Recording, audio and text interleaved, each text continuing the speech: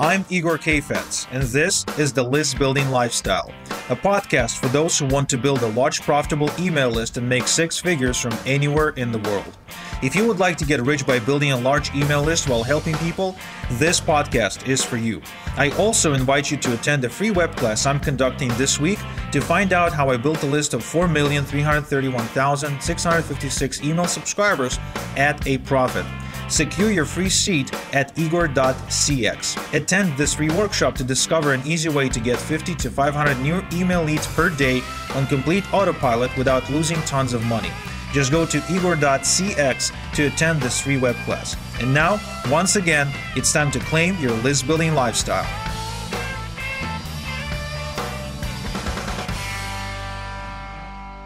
Welcome back to another edition of the List Building Lifestyle with your host, Igor Kayfetz. Now, this is a show about list building, but the purpose of building a list is all about making money, right? Getting more customers. And the one income stream you can always use if you have a list is other people's products. This is called affiliate marketing, in case you don't know.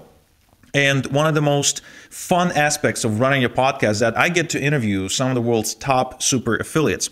And my next guest is actually one of the oldest super affiliates there are. In fact, he was promoting products online starting back in 1999.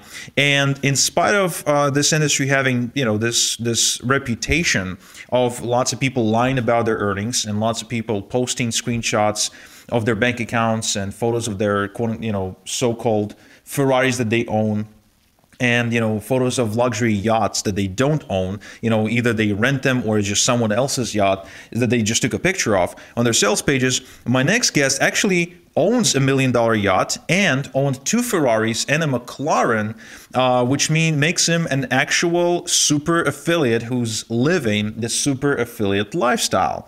And of course, that's not the reason why I invited him on the show, but more so, he was one of those people whose courses I used to buy, and he was the first ever person that I remember that disclosed one of the biggest secrets to super affiliate success, which is if you want to make a lot of money as an affiliate, the first thing you need to do is to build your list, and better yet, to build your buyer list, because nothing comes close to having a list of people who exchanged money with you, who like you, who trust you, and who are willing to do more transactions with you again and again and again. So, please help me welcome one of the world's biggest super affiliates, who is currently dominating both ClickBank and JVZoo.com all at the same time, Mr. Andrew Fox. Andrew, welcome to the show.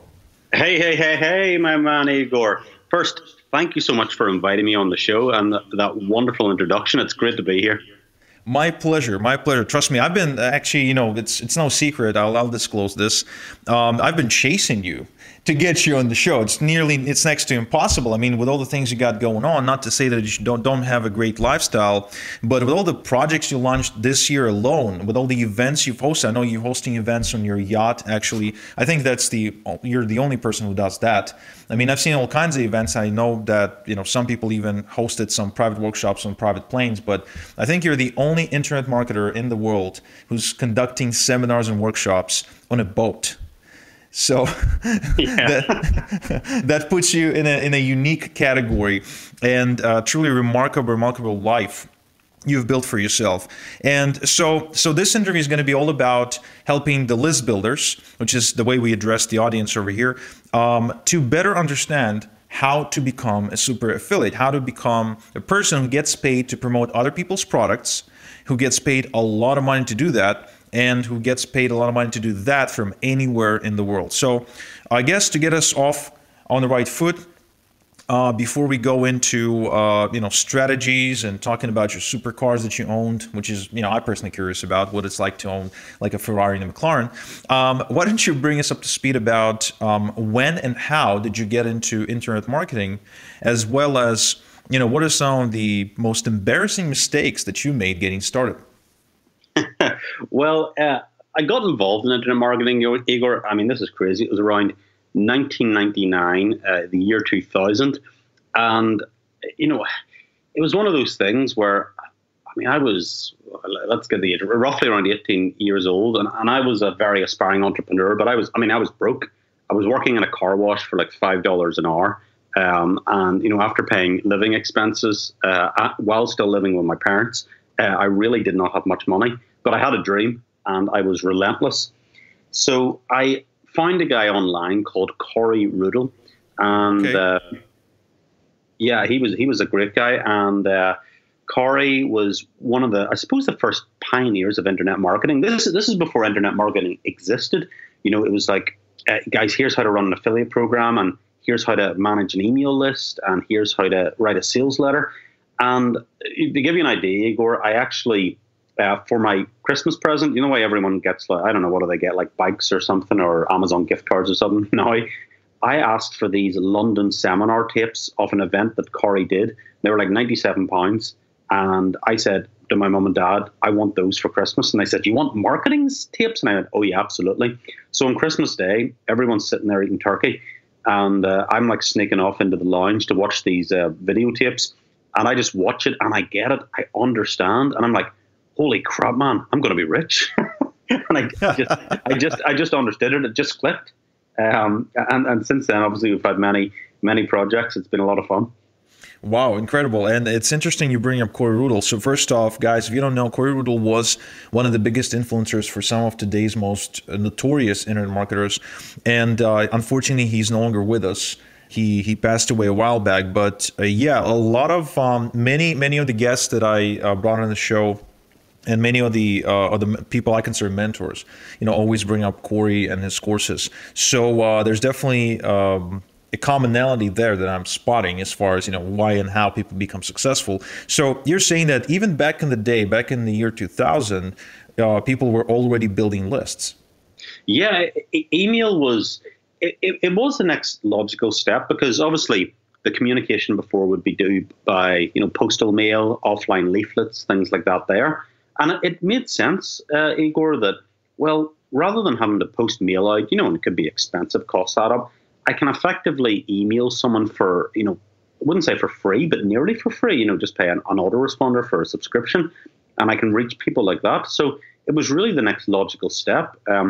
It's actually accidentally how I fell into affiliate marketing. I was always a good communicator with people. I understand how to write emails that would get people to engage with me, to like and trust you, and then buy. So I ended up, one of the first products I promoted was a product called Postmaster Online, which was like, like an automation, like an autoresponder with a few extra bells and whistles, as we would call them. And I just promoted this as an affiliate, and it was $1 trial, and then it rebuilt at $49 or $97 per month. And I ended up making like 40 sales or something off it, with about 25 successfully rebuilding. And I was like, holy crap, I just made like 25 times, $30 to $50 commission. But Igor, when you're coming up from nothing and you start making $1,000 a month from promoting someone else's product, it's pretty cool. Oh yeah, I know the feeling. I mean, it took me way longer. I mean, you started back in 2000, right? I started around the same age, so I started around 18 or 19 years old, but I only had internet around 2004 for the first time in my life. I also had to go through like a crazy learning curve as far as language and computers and selling. I mean, I was never great, or a natural, as they would say, when it comes to communication. I was the opposite. I was very introverted, which I know right now is hard to say. I was really awkward. I couldn't talk to people. It was just really bad. So, in writing, well, my writing sucked. So if you were to tell me that, 10 years from that moment, I'd be one of the highest paid email marketers in the world, I'd be like, yeah, right. But yeah, for years, I used to write in my notebook, like, I make $100 a day online quickly and easily. Like, that would be my dream. And so the first day that I made $100, actually it was back on the Warrior Forum. I still remember exactly how it feels. That feeling was way sweeter than the feeling I get right now when we make, 10 grand in a day, or 20 or 30 or 60. Oh yeah, it's the validation. And it's, even as you say, you're one of the highest paid email, writers now. This is the funny thing, Igor. Like I studied English in school at A level, and I failed. I think I can't even remember. I got a D or a U, which is ungradable. And, I've went on to write, my sales copy has, achieved over $7 million of sales in the last kind of 3 to 4 years alone. So The teachers obviously got it wrong, maybe. So, yeah, I actually find that your ability to convert, whether by communicating in print or on digital paper or in person, has way, way less to do with your vocabulary or your spelling or your sentence structure than it does with the ideas that you bring to the table and the energy you project when you're putting out that communication. Not to mention, as Woody Allen once said, I think he said that half success is just showing up. And I think if more people just, rather than just buying courses about how to do things, rather just did them, even if poorly, I mean, they'd still be way more successful than they are right now. Yeah, and as you said, showing up is certainly important. And getting, mindset is so important, Igor. It really is. And look, I talk to some people and they complain, oh, I don't have enough money. I don't have this. I don't have that. And their mindset's very lack orientated, like there's lack of in their life. And then I start pointing out things like, well, do you have a roof over your head? Do you have somewhere to sleep? What's that you're holding? Oh, is that an iPhone? Oh, what's that 55-inch TV on your wall? Oh, do you go out at the weekend? Yeah. Oh, do you eat like nice food? Yeah. But I need that. But I do that, and I go, look, my friend, you actually you have quite a lot that you don't realize. People have more than they ever had before, but they choose to allocate spending on things that are enjoyable all the time. There's nothing wrong with that, Igor. But if you come to me and say that I've no money or I'm struggling, then I break down. Well, let's reverse engineer a few things here. Then they say, well, I don't want to buy that online course. And I go, why not? Well, it's $200. And I go, okay. But what happens if it doesn't work? And I go, well, it may not work. But guess what, my friend? See those pair of trainers that you're wearing, or those sneakers that are $50 or $100 or a pair of jeans? They're going to be worth zero, 100% zero. But if you take a chance and you invest, you take a risk in business, or you try to find out who are the good people online, and you listen and you educate yourself, you may get closer to where you want to get to. But if you refuse to do that and you don't take any risks, well, how can you expect to get anywhere? So you have to understand that mindset is very, very important, and taking some small calculated risks is really what's going to be required. Yeah, I agree with you. I mean, I think really poverty is more of a mindset state than it is a physical state. So it's a really great example you just shared with us, that people who say they got no money or they got no resources to invest in the business, you still see them wearing like $500 jackets and $300 shoes and $50 underwear. Not that I look at people wearing underwear or anything like that. I'm just saying that people, like you said, it's all about priority. It's not about budgeting. And I find the same to be true about time. One of the most common objections you'll ever encounter when you're selling online courses and pretty much anything else is I don't have time, right? And this is something we faced, all of us. I mean, that's probably was one of the biggest objections that I faced when I was selling coaching. When I would get on the phone with people and offer them $8,000 coaching programs, I have no time. It's one of those most common objections. And the more successful you become, and this is something that I would be really interested in hearing your input on, the more successful you become, the more opportunities you have hitting you. But you still have the same amount of hours in the day and probably more personal commitments now. So you have to lower the amount of work hours in your workday. You kind of learn that, look, productivity is not a matter of finding more hours in a day. And it's not a matter of being able to squeeze, more actions in a given hour. It's actually more about, shutting off most things that are hitting you and prioritizing the most important activities and not doing anything other than those activities. So all of a sudden you go from making $25,000 a year in your online business, working 10 hours a day, really just hustling and grinding, to 10xing that to $250,000 in a single year, working maybe 3 hours a day instead of 10 hours a day. And those 3 hours are enjoyable rather than feeling like a grind. So I'd love to hear your input on how were you able to go from making as little, and again, for you now it's little, back then it was a lot, I get that, but how do you go from, say, making $1,000 per month as an affiliate working part-time and probably busting your ass to making $100,000 a year or maybe $1 million a year, probably working maybe 4 to 6 hours a day rather than, really, really, really just grinding. Yeah. Well, let me pre-frame this first. This is an interesting analogy, and then I'll break this down for everyone on the call. This is the beautiful thing about, as you say, working better with your time, Igor. So let's compare yourself to like a sports athlete, like somebody who plays like football, soccer, plays in the NFL, or they're a boxer or an MMA fighter. Now, if you look at their careers, okay, and you actually go and look at the results, even the most successful fighters, they have a very small window of opportunity. They literally hit peak, Igor, for maybe 3 years, and then it's a downhill slope. And unless they have a bit of a personality or they've built a bit of a brand, they're a hero one day, and then they just fall into the catacombs. They're totally gone.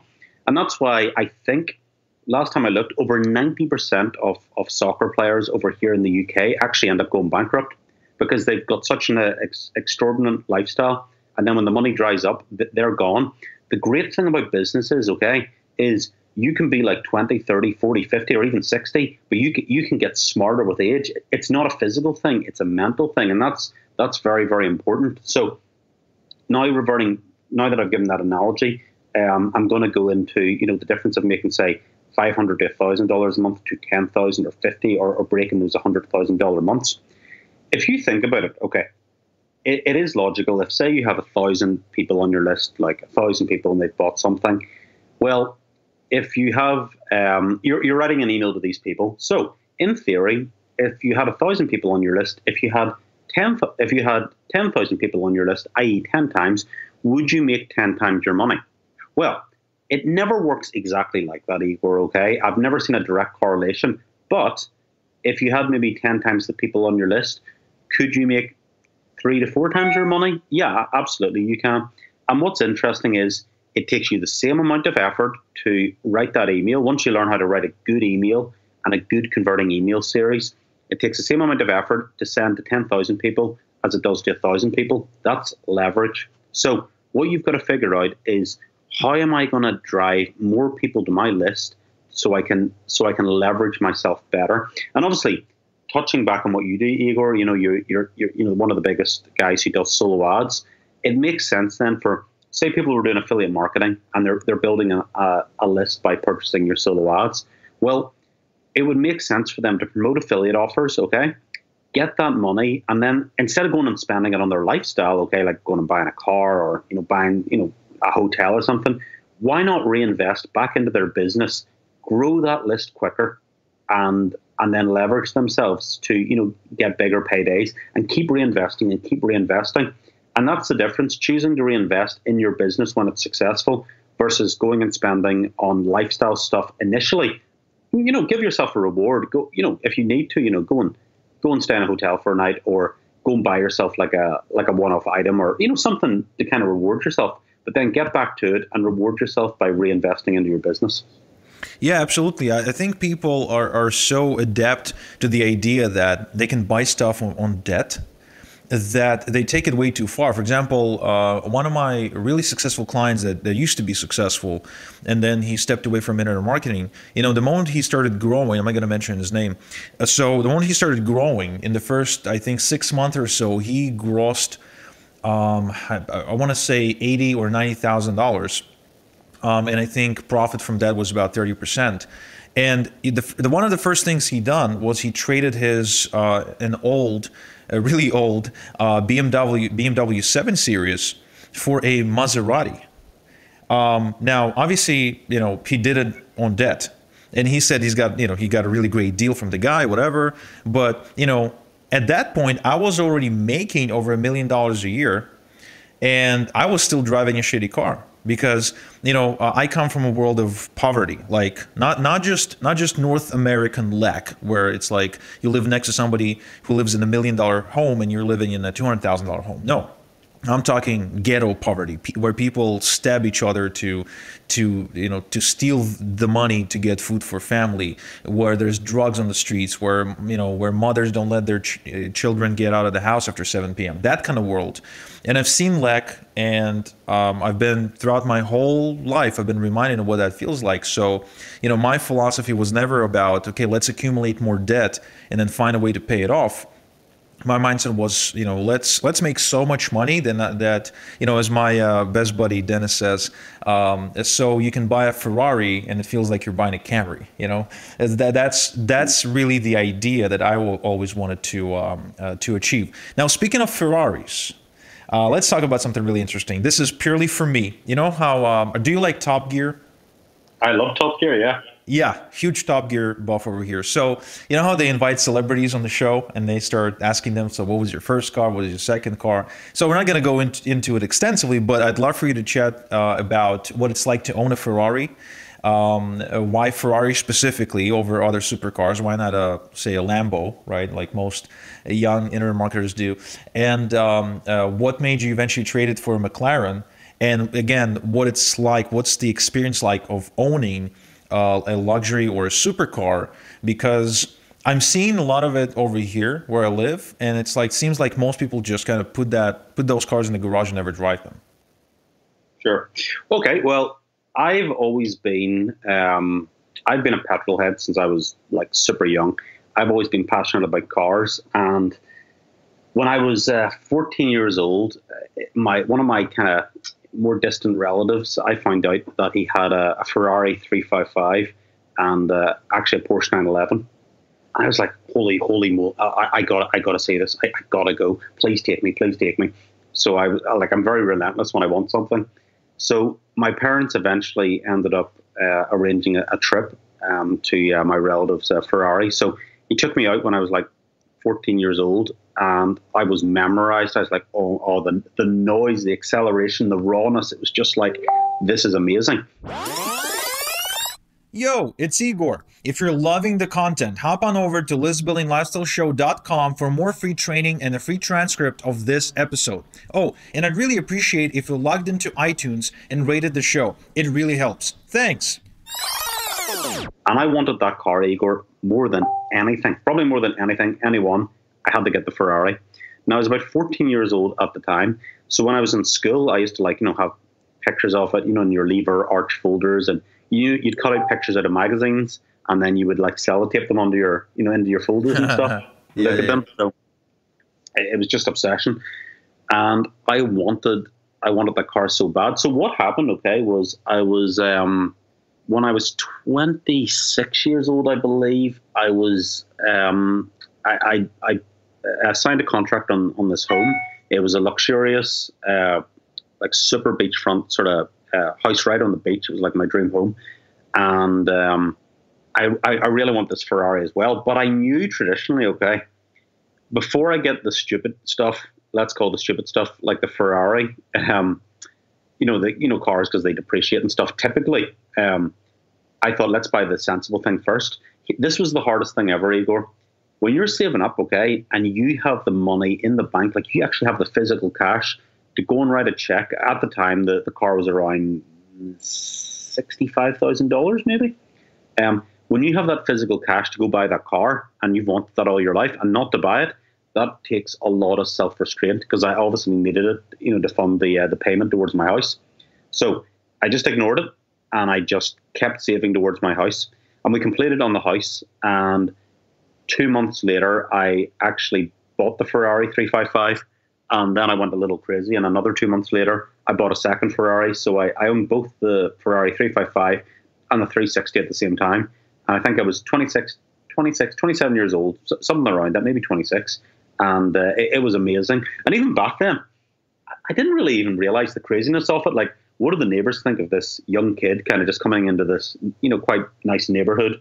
In this house, and then there's two Ferraris at the door, and he's partying all the time. I never really thought about the crazy aspect. To me, it actually seemed normal, because I'd wanted my life to be this way. I'd kind of dreamt about it. This was my life. This was how I was going to live it. I wasn't going to let anyone else tell me, what life should be like. go work in a job you hate, go and drive in traffic every day. That just wasn't for me. So, by 26, 27 years old, I kind of achieved what I really wanted to. Wow, that's nuts. That's nuts. So you owned two Ferraris simultaneously at the age of 26. Yep. You're crazy. How is it like to own a Ferrari? Like, I have a friend who owns a Ferrari or used to own one, and he says that if you put them in a garage and forget to disconnect the battery, then the battery dies overnight. Yeah, it depends. I suppose I actually never had any problems with the batteries in mine, which probably is testament to the fact I actually drove them quite a lot. But yeah, I mean, you do need to take care of them and stuff, and the maintenance bills are traditionally high on them. Part of that reason is obviously, Ferrari will charge a lot more. At the end of the day, if you're putting an air filter in the car, is there really that much difference in an air filter in a regular car and a Ferrari?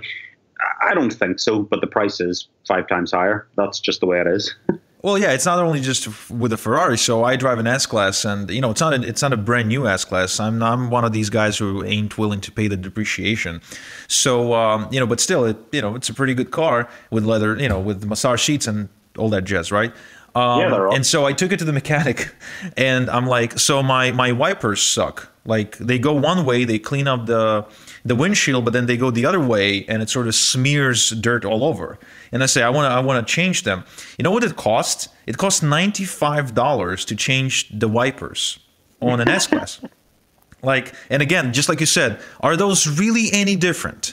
Probably not. But the thing is that they get hooked on in a certain way, specifically and unique to the S-Classes, so they end up overcharging you for something as ridiculous as putting on your wipers. Yeah. Nuts. So what made you get rid of the Ferrari and get a McLaren? Well, I went through a few cars in between then. I think we had the Audi RS4. I had that Ferrari. I actually had 4 Ferraris, not 2.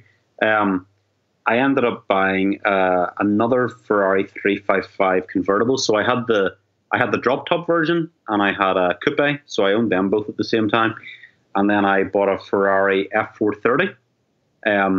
With the Ferrari 430, I had a few mechanical issues with it, and it kind of ticked me off a little bit. So I ended up getting a bit grumpy and sold it. Then I ended up traveling quite a lot because I bought the yacht as well around then. And I kind of took off and I was just traveling around the Mediterranean and having fun. So I think I maybe sold the cars back then because I wasn't really here to drive them that much. And then I got back into the cars and I started collecting Porsches. So I've part of the reasons I've been enjoying the Porsches is I love doing track days, and I've been doing tuition and that. So it's been a lot of fun. And in the middle, I got a McLaren as well. Wow, crazy! All right, cool. So enough teasing. We've been teasing the folks enough. So let's talk strategy. Let's talk, again, I know that we can't really go much into detail because that would require for us to record a whole course. And you've got probably something already done, for that.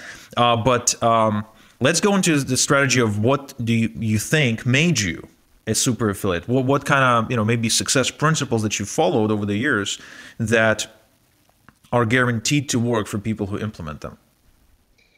It's really, Igor, like it's going the extra mile, and let's break this down. I don't mind. I'm pretty abundant mindset. I just like to give people great advice and content. Hopefully, someone will come back after listening to this interview and hit me up on Facebook or Instagram or wherever and say, "Hey, dude, your stuff really works." Goodwill is more important to me than dollars. I know that's probably back to the front with a lot of people, but I love just putting out good stuff to the world. So let's assume, okay, you're promoting an affiliate product, okay, and it's a new product release, and as you know, Igor, when vendors launch new products on JVZoo.com or ClickBank, they'll do a special period for a launch where they'll do incentives where they'll maybe do a one-off pricing offer instead of recurring, or they'll do a price reduction, and they'll have a contest where you can win cash prizes or other prizes. Yep. Let's say Joe Blogg's lazy affiliate. They just say, "Oh, I'm just going to sign up to I'm just going to promote this to my list, and I'm going to send 3 emails in a week." Well, I'm like, hell no. I gotta actually, I gotta think about this and strategize. So what I do is, before the promotion even comes out, I tell my subscribers, look, there's a product coming out about X, Y, Z, whatever it may be. it's going to be really, really good, but I'm actually going to bring my own bonus package. And then I think about what the product is and how I can enhance the value. Why should they buy through me? What am I giving them extra? And I talk about the product and why it's good. Secondly, I may do an interview with that product owner, say, look, I'm going to promote this product really hard. Could I do a quick interview with you for 15 minutes? Teach me about the product. And, that gives a bit of, again, more value to the customer. Now, the reason of this is twofold, Igor, is if people see that you're actually genuinely doing a promotion, or you're doing a video with a product owner, they can feel and resonate the fact that you're not just some bloodsucker, you're not just trying to sell them something to make money off them, from promoting the product. They feel like this guy actually believes in this product because he's going to this extra effort. He's giving me these bonuses. He's giving me like an early bird discount. He did an interview with the product owner. So I warm them up before the product's even live. And then the day before, this is really important, okay? The day before, say the product's going live at 2 p.m. Eastern Standard Time. You need to send an email the day before saying, okay, the product goes live tomorrow at 2 p.m. Eastern, like Wednesday, whenever it may be. I'm going to send you the link at 2:45 p.m., 50 minutes before we go live. And you need to be in the first 50 people to receive the bonus package, which is X, Y, Z. Again, you describe the bonuses, how it's going to enhance the value of the product. Talk about how the product is good. It's very good. However, it's missing this one thing that will really enhance the product, and that's the value that your bonuses bring. So you condition your customer, okay? It's all about conditioning the customer. Then when it goes live, drop an email as promised, and tell them as well the day before. The subject line of the email will be open now, my 50 bonuses. So then they're prepared for that. And when they see that subject line come in the next day, open now, my 50 bonuses, they're mentally prepared for that. And trust me, this stuff really works, Igor. Send out an email immediately, okay? And then send out a further email about 4 or 5 hours later. Hey, did you see my email? Then what you want to do as well, again, this is really easy stuff, is at the end of the day, look who hasn't opened your email so far. So you can segment by opened, unopened. Send an email with a subject line, hey, you didn't open this, with a question mark. And then say, hey, I noticed you didn't open this email and it's really important. And just copy and paste, the previous email you've written, because they haven't seen it because they haven't opened it. Send it to the unopened, and that's going to boost your sales even more. So what I like to do is I push the promotion for a whole week. I keep dropping value about how the product will help them. And then traditionally, say it's a 5 or 7 day launch. On the last day, put a big deadline on it, a big emphasis on the scarcity. The price is going up, the deadline is coming. And make sure that you also use a timer in your emails. This works really, really well. You can use, I think it's, let me actually try and get the name of the product for you. I want to tell this because this stuff works really well. Deadline Funnel? Deadline Funnel is good, but it's quite expensive. It is good. But I want to tell your people about, there's a tool from Martin Crumlish. It's called easyemailtimer.com. Okay. That is going to explode their conversions, okay? So easyemailtimer.com, I think it's like $27 or something. It's really simple. Deadline Timer is a bit more functionality, but it's like $50, $60 a month, so it's way more expensive. So if anyone's here on a shoestring budget, easyemailtimer.com is pretty good, by Martin Crumlish, and he's a pretty good software developer. He does pretty good stuff. So that is a rough outline of the strategy that I use, Igor. If people use this in the this promotion to promote affiliate products, I could hand on heart say that they will at least 2 to 3x times their normal returns. Well, I can testify that this blueprint has brought me probably more money than any other promotional blueprint that I've ever done. The only piece that's missing for me over here is a webinar, which I'm going to touch on in just a sec. But first, I want to go over what you've just mentioned and break it down into the elements that make it tick. So the first thing I want to point out is that what you're showing us here, the principle behind your behavior, is taking a deep effort approach for the promotion. So like I have an affiliate program myself for a traffic agency and for a webinar, and I see how people promote things. And what I really hate is a half-ass effort by the affiliate. Like somebody who really just all they want is for you to give them an email swipe and even load that swipe for them into their responder and just kind of leave them alone. right? I really don't like that approach, and usually it results in just way fewer sales than if they truly support you with deep effort, like you just described. The other thing you mentioned is interviews, right? Now, interviews is probably one of those things that allowed me to get a lot of credibility in the marketplace when I first got started, because it's first off, it's an easy way to create content where you don't have to be the one creating the content. Right, it's just an easy way to get other people to create your content for you for free that you can then publish to your list. The other thing is that when you do an interview with somebody who has more credibility than you or has more authority than you, well, that automatically rubs some of their authority and credibility onto you, right? So that's pretty cool. Then you mentioned you're teasing your list. Okay, now that's pretty cool. So teasing your list, building up the desire, right, towards that product launch, which is really smart. It actually makes it seem way more valuable.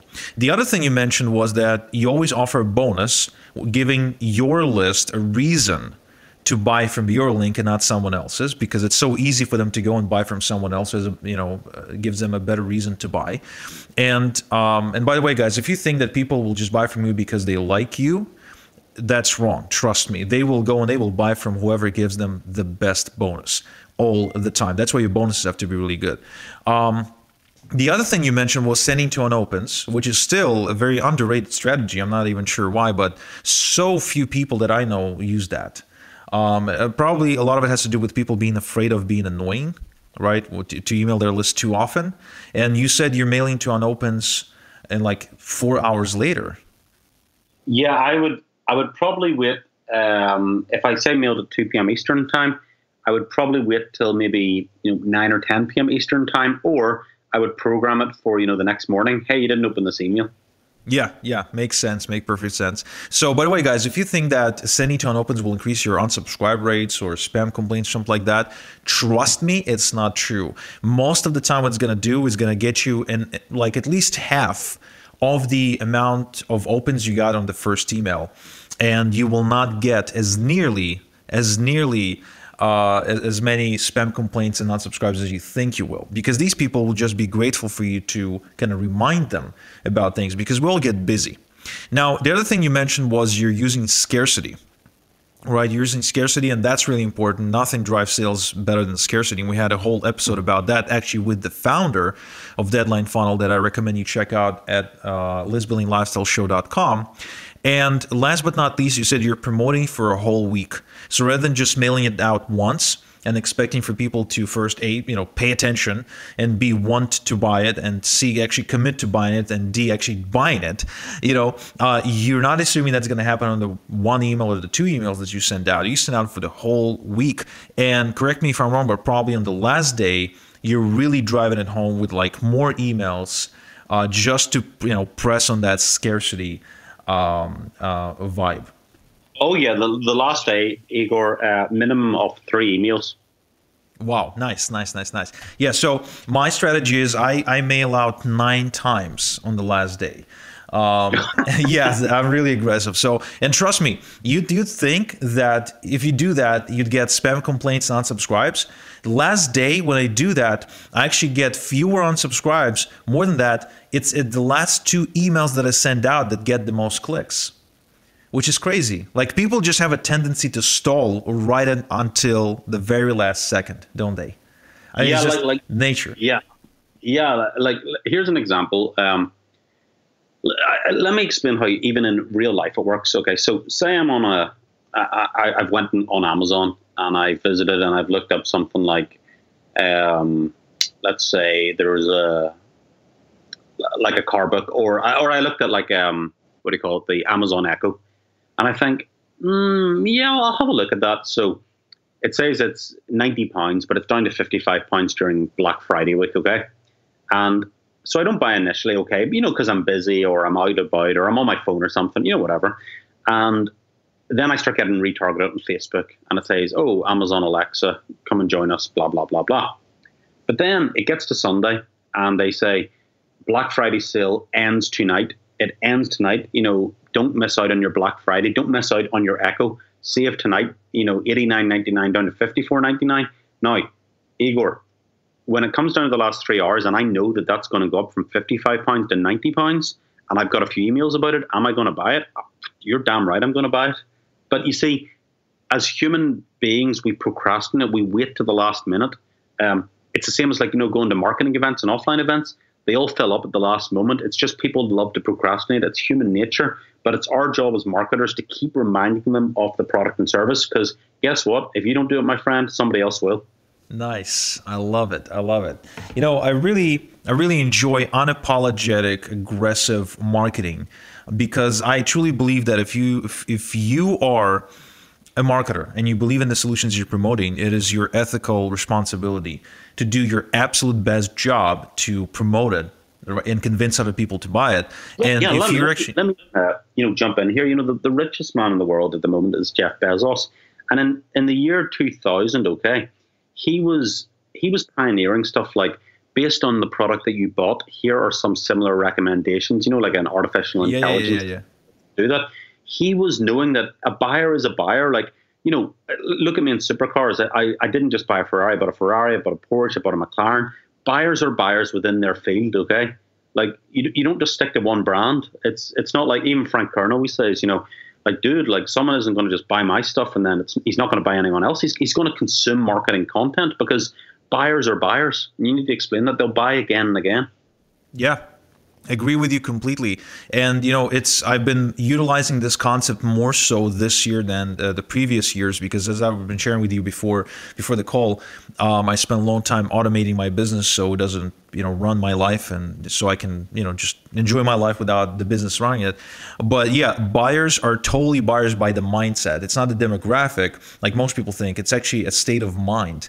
And I'm a buyer myself. I buy a lot. And I actually feel bad when I don't. I feel that there's less progress in my life if I didn't buy something that I can either study or use or improve my some kind of area of my life. Now, of course, doesn't mean that I take action on everything I buy, but I am probably way more ahead of the people who don't buy at all. Just like you said, if you don't take any risks, if you don't take any chances, you're not likely to create any sort of results, because if nothing changes, nothing changes. And I truly feel that if you are to become successful in any endeavor, you better get that investor mindset going, because it will serve you and it will make you so much more money, even though you will get disappointed every now and again. I mean, I've had my fair share of stories where I paid 20 grand to people and nothing happened, and that's cool, because for every 20 grand that I invested, nothing happened. I have 3 more stories where I invested and things happened. So that's I'm choosing to direct my attention towards the successes rather than ponder on the failures. So anyway, first off, it's been a great, tremendous pleasure interviewing you and chatting with you about supercars, about yachts, about success mindset, about your promotional strategies. And it's really coming full circle for me, because again, like I said, one of your products, Affiliate Millionaire, was the first product where you openly stated, look, this is a program about becoming a super affiliate. And that's what I'm going to teach you. But the first thing you need to understand is that you need a buyer's list. So, let's do that first. Let me teach you how to build your own product and sell that product, so you can build a buyer's list, so you can then promote anything you want and become a super affiliate. So that's been truly one of the reasons behind my success. Why I've been, at least this year alone, dominating affiliate leaderboards, kind of knocking off people that are super famous internet marketers off their purchase. So I truly can't thank you enough for that. And I appreciate you openly kind of breaking down your promotional protocol, which again, most people won't do. A lot of times I'll bring someone on the show and they'll be sort of hiding things, it's like being afraid that, if people find out how I do it, all of a sudden it's not going to be effective anymore. But, the strategy you described is just timeless. I think it's going to work 10 years from now, just as well as it's been working for the last 10 years. Now, obviously, having listened to the episode, we're going to have people pretty much dying to work with you, dying to learn more about you, asking how can they find out more about your strategies, where can they, go to pick up some of your, nuggets. So where can we direct them? Where can we tell them to go in order to get more foxy? Yeah, absolutely, Igor. I've actually just started something recently where people can hear more about the Foxy rants and about my products and services. It's gofoxy.com, which is GOFOXY.com. And I usually have an opt-in box there where they can enter their name and email, and it will get them on my list. And it also, something that I've been testing out, it adds them to my Messenger bot list so I can communicate with them directly via Facebook Messenger. So it ensures that they get discounts and special promotions and stuff ahead of everyone else. It's proven to be very popular. All right, cool. So, guys, if you want to learn more from Foxy or about Foxy, or just get his nuggets and rants and see what it's like to be a super affiliate and living that lifestyle, go to gofoxy.com. That's gofoxy.com, and find the opt-in box, get on his list, sign up for the Messenger updates, and follow this guy because he knows what he's doing, and he's one of the older super affiliates in the game, right? We're talking about the inception of the internet, old. So Foxy, I can't be more grateful for you investing this time to rap with me about affiliate marketing and working from home and super affiliate success. I appreciate you being honest and transparent about the way you do things, so our listeners can learn from you and model your behaviors and not blatantly steal, but model and get inspired. So thank you very much for investing this time in the List Builders, and until next time we chat, have a good one. Thank you for tuning in to the List Building Lifestyle. Get access to previous episodes, the transcript of today's show, and exclusive content at our website at listbuildinglifestyleshow.com.